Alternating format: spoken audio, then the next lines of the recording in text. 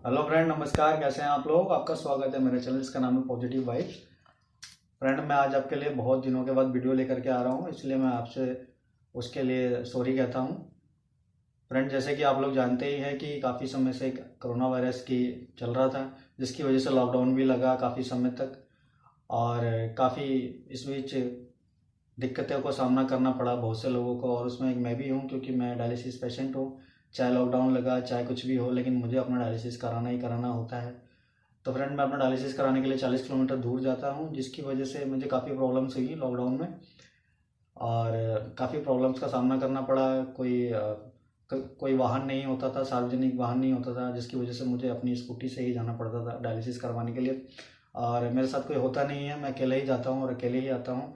बहुत थक जाता था, जिसकी वजह से मैं आपको वीडियोस नहीं दे पाया। बट अब ऐसा नहीं होगा। अब काफ़ी कुछ अनलॉक हो चुका है और सारी सुविधाएं धीरे धीरे खुलती जा रही हैं, और मेरी वीडियोस लगातार आती रहेंगी। मेरी वीडियोस का एक ही मकसद है कि आपके जीवन में कुछ सुधार हो। जो पेशेंट्स हैं मेरी तरह, जो लोग अपने जीवन में कुछ ऐसी आपत्ति आ गई है उनके जीवन में, जो उनके अंदर नेगेटिव विचार आ चुका है, नेगेटिविटी से भरते जा रहे हैं, ऐसे लोगों को मैं उभारना चाहता हूँ। मैं उनको बताना चाहता हूँ कि इस दुनिया में कोई भी ऐसा बंदा नहीं है जो कि पूरी तरीके से सुखी हो। हर किसी को कुछ ना कुछ प्रॉब्लम्स हैं इस दुनिया के अंदर। कोई अपने शरीर से परेशान है, कोई कोई पैसों के लिए परेशान है, कोई अपनों से परेशान है, कोई अपनी बीवी से परेशान है, कोई अपने पति से परेशान है, कोई अपने फ्रेंड से परेशान है। तो फ्रेंड्स, हर बंदा किसी ना किसी प्रॉब्लम से ग्रस्त है। लेकिन शक्तिशाली बंदा उसी को बोला जाता है जो बंदा हर प्रॉब्लम को झेलता है हर हाल में, और झेल के कुछ करके दिखाता है अपने जीवन में। तो इसी उम्मीद के साथ ये मेरा चैनल मैंने बनाया है, पॉजिटिव वाइब्स। और मैं आप लोगों से हाथ जोड़कर आशा करता हूँ मैं कि आप मेरे चैनल से जुड़ें और मैं आपके लिए कुछ कर सकूँ।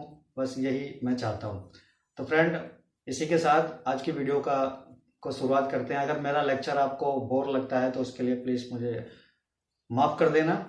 तो आज हम जानेंगे कि अगर किडनी जब फेल हो जाती है तो उसके बाद हमें क्या करना चाहिए। होता क्या है कि सडनली हमारी किडनी अचानक से फेल हो जाती है, क्योंकि किडनी जब खराब होने लगती है तो हमें शुरू में इतने ज़्यादा उसके सिम्टम्स नहीं नज़र आते हैं, और हम जान नहीं पाते हैं कि आखिर हमारी बॉडी के अंदर चल क्या रहा होता है। लेकिन जब अचानक से सडनली हमारी किडनी कोलैप्स हो जाती है, तब हमको समझ में आता है। तब डॉक्टर हमारा केएफटी कराता है और हमको एक दिन बोलता है कि आपकी किडनी फेल हो गई। तब हमारे पैरों से ज़मीन गायब हो जाती है और हम सदमे में चले जाते हैं, या भगवान को गाली देने लगते हैं, भगवान तूने क्या किया हमारे साथ? अभी तो मैंने कुछ देखा नहीं था और तूने मेरे साथ ऐसा कर दिया। तो इसीलिए मैं आपके लिए आज वीडियो लेकर के आया हूँ कि किडनी फेल होने के बाद क्या करें। क्या हम ट्रांसप्लांट की तरफ जाएं, या डायलिसिस की तरफ जाएं, या जो ये आयुर्वेदिक होम्योपैथिक दवाइयाँ की दुकान खोल के बैठे हैं इनके पास जाएं। क्योंकि मैं इस लाइन से गुजर चुका हूँ और मैं पूरा इनसे एक्सपीरियंस हो चुका हूँ। और मैं चाहता हूँ कि कोई भी बंदा जिसके साथ ऐसा हो रहा है, किडनी फेल हुई है, वो बंदा मेरे जरिए सारी चीज़ें जान सके। इसलिए मैं ये वीडियोस लेकर के आया हूँ। तो फ्रेंड, आप लोग जानते ही हैं कि जब 90% से ऊपर किडनी खराब हो जाती है, तब हमको जाके पता लगता है कि हमारी किडनी फेल हो गई। हमको बुखार आता है, हमें उल्टियाँ शुरू हो जाती हैं, हमारे पैर में स्वेलिंग आ जाती है, हमारे शरीर में ताकत नहीं होती, हमारे प्लेटलेट्स एकदम से डाउन हो जाते हैं। और उसमें हमारे टेस्ट होते हैं तो उसमें हमको बताया जाता है डेंगू हो गया है, ये हो गया है। जब हमारा केएफटी होता है तो हमारा किटनाइन लेवल 7 होता है, 8 होता है, 13 होता है, 14 होता है। ठीक है, डॉक्टर हमको बोलता है कि आप डायलिसिस पे जाएं, और हमको उस टाइम पता नहीं होता है कि डायलिसिस होता क्या है। तो फ्रेंड, मैं आपको डायलिसिस क्या होता है इस पे भी एक वीडियो बना के दूंगा, ताकि लोगों को पता चल सके, जो लोग डायलिसिस से डरते हैं उनको पता चल सके कि आखिर डायलिसिस क्या होता है और डायलिसिस हमारी किस तरीके से हेल्प करता है। तो फ्रेंड, अभी किडनी फेल हो गई हमारी, डॉक्टर ने हमको बता दिया कि आपकी किडनी फेल हो गई। अब हमको ठीक होना है। अब हम चाहते हैं कि हम अपनी लाइफ को पटरी पे ला सकें, क्योंकि किडनी फेल होने के बाद आपकी जो अब लाइफ आने वाली है बहुत प्रॉब्लम भरी आने वाली है।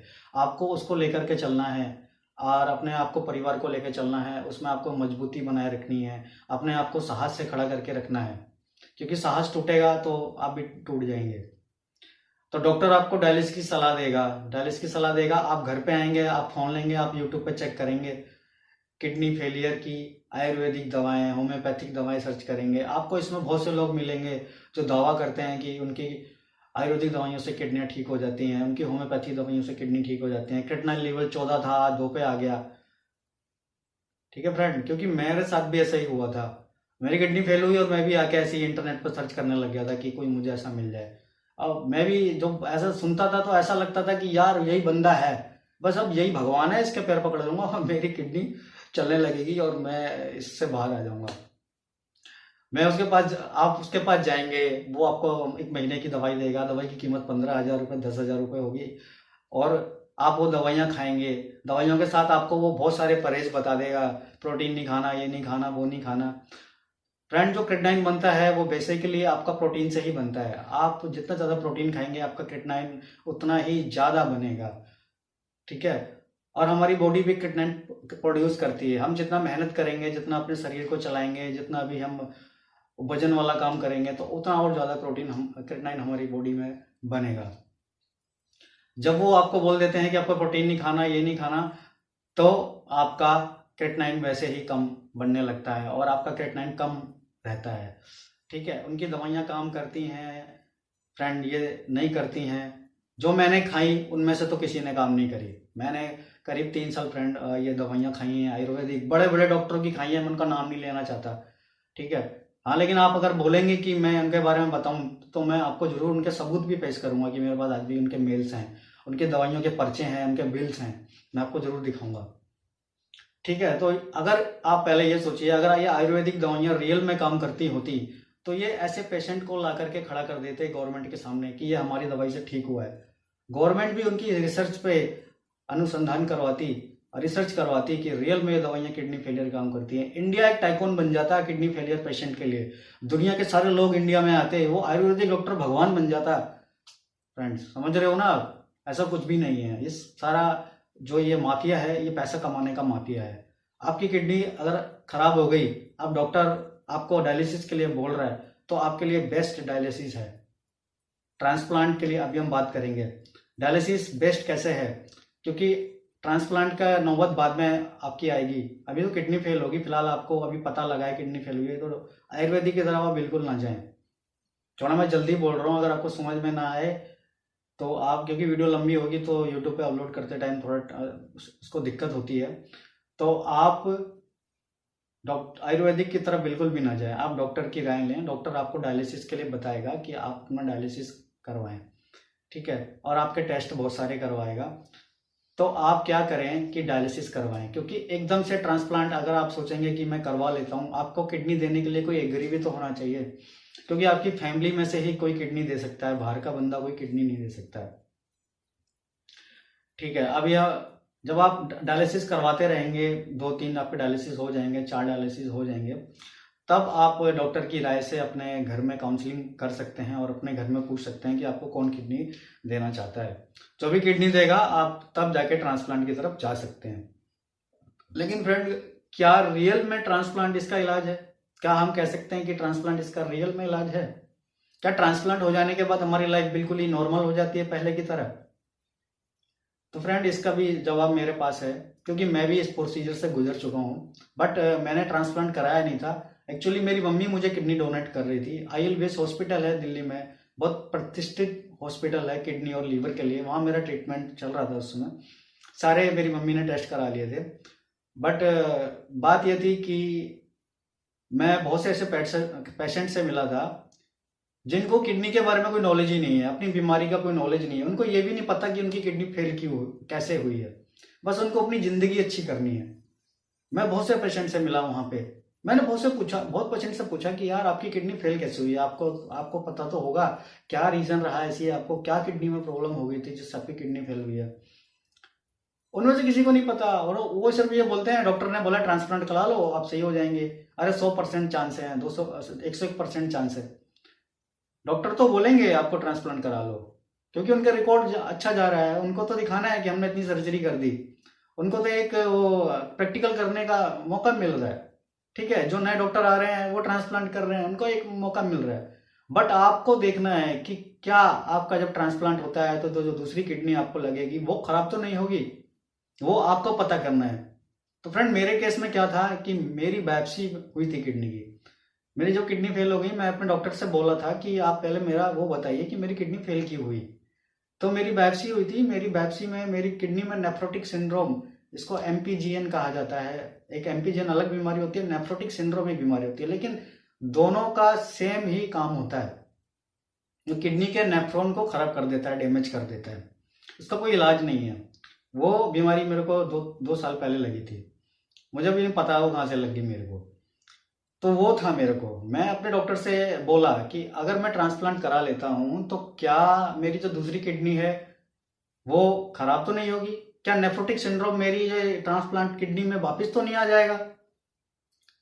तो डॉक्टर बात ही नहीं करते थे। तो मैंने, जो बहुत सीनियर डॉक्टर था वहाँ का, आयुर्वेद हॉस्पिटल का, नाम नहीं लूंगा, मैंने उनसे बहुत स्पेशली पूछा। तो उन्होंने मुझको एक ये बताया कि 60% चांस होते हैं नेफ्रोटिक सिंड्रोम किडनी में वापस आने का, एमपीजीएन वापस आने का। 40% चांस नहीं होते।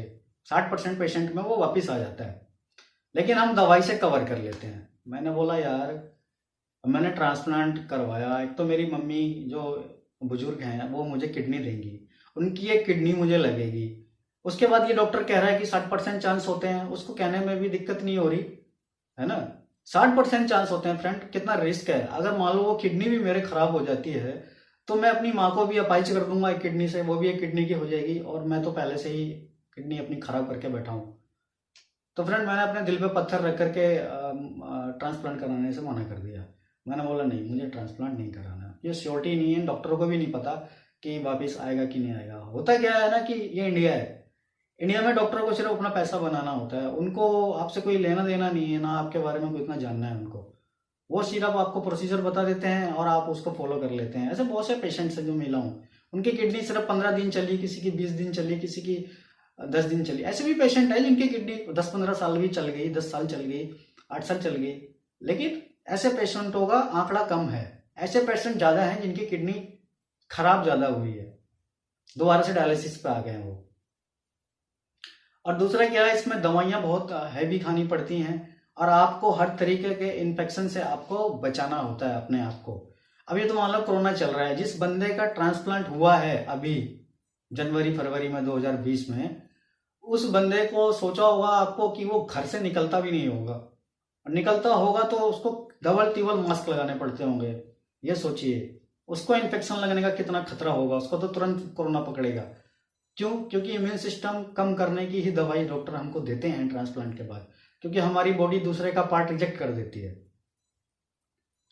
तो फ्रेंड, मैं आपको शॉर्ट में बोलूँ तो मैं इतना बोलना चाहता हूँ, अगर आप ट्रांसप्लांट की तरफ जा रहे हैं तो एक बार अपनी बायोप्सी करवाएं, डॉक्टर से पता करें कि आपकी किडनी फेल क्यों हुई है, और उस जो भी आपका वो लक्षण था जिसकी वजह से आपकी किडनी खराब हुई है, क्या वो ट्रांसप्लांट किडनी में दोबारा तो नहीं आ जाएगा, वो कंफर्म करना है आपको। जब आप वो कंफर्म कर लेंगे एक बार, अगर आपको उसमें 10% पॉसिबिलिटी भी दिखती है कि वो सिम्टम वापिस आएगा, तो आप मेरे हिसाब से तो ट्रांसप्लांट ना करें, वो बेहतर है। क्योंकि अगर आपकी ट्रांसप्लांट किडनी खराब हो गई तो आपकी बॉडी भी ज़्यादा अच्छी नहीं रहती फ्रेंड की। दवाइयाँ इतनी हैवी होती हैं कि मैं से पेशेंट को जानता हूँ, और मैं जल्दी ही उनके इंटरव्यू लेकर के आऊँगा अपने इस चैनल के अंदर, आपको मिलवाऊंगा उन बंदों से।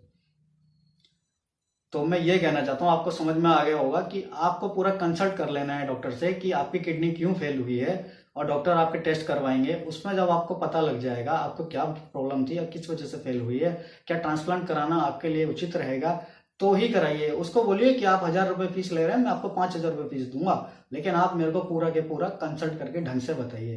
फ्रेंड, मैं तीखा बोल रहा हूँ लेकिन अच्छे के लिए ही बोल रहा हूँ, क्योंकि जो बंदा आपकी किडनी दे रहा है ना, उसको भी बंदा एक किडनी पे रहेगा सारी जिंदगी। समझ रहे हो? आप अपनी जिंदगी अच्छी करने के लिए दूसरे की जिंदगी भी रिस्क पे डाल रहे हो। तो मैं ये कहना चाहता हूँ। अब बात करते हैं डायलिसिस के बारे में। तो मैंने आपको बता ही दिया कि और तो कोई इसका इलाज है नहीं, इसका इलाज फिर एक डायलिसिस ही होता है लास्ट में। लास्ट में एक डायलिसिस ही ऐसी प्रक्रिया है जो आपको एक जीने की राह देती है, लेकिन इसमें भी बहुत सारी दिक्कतें आती हैं। अगर आप अपना खान पान सही नहीं रखोगे तो आपका वेट लॉस होता चला जाएगा, पानी बढ़ेगा। आप अगर पानी पे कंट्रोल नहीं करेंगे तो आपका पानी बहुत ज़्यादा बढ़ेगा, जो इसमें से आपको और भी बीमारियां, परेशानियां हो सकती हैं। तो फ्रेंड, इस सबसे अच्छा डायलिसिस, अगर आपकी किडनी फेल हो गई है तो आयुर्वेदिक दवाइयों की तरफ तो बिल्कुल ही ना जाएं। आयुर्वेदिक दवाइयों में जो आप पैसा खर्च करेंगे उस पैसे को सेव करके रखें, आपके काम आएगा। आप डायलिसिस करवाएं, डायलिसिस करवाएं। होता क्या है ना, कभी कभी डायलिसिस करवाने से किसी किसी की किडनी के जो फंक्शन सडनली लॉस होते हैं वो वापिस आ जाते हैं, और किसी किसी की किडनी सही। ऐसे बंदों से भी मैं मिला हूँ जिसकी बंदे की किडनी खराब हो गई थी, किडनी फेलियर था, उसका किडनी 4.5 था जब उसकी किडनी फेल हुई थी, लेकिन उस बंदे ने 3 डायलिसिस करवाया और उसकी किडनी के फंक्शन नॉर्मली रिस्टोर हो गए। तो ऐसा भी होता है, 100 में से 10% बंदों के साथ ऐसा हो जाता है, उनकी किडनियां नॉर्मली रिस्टोर हो जाती हैं। ठीक है फ्रेंड, तो आप मेरी इस वीडियो को लाइक करें, शेयर करें, ज़्यादा से ज़्यादा चैनल के साथ जुड़ें। मैं यही आशा करता हूँ और भी ऐसी वीडियोस आती रहेंगी हर एक टॉपिक पे। नमस्कार फ्रेंड्स।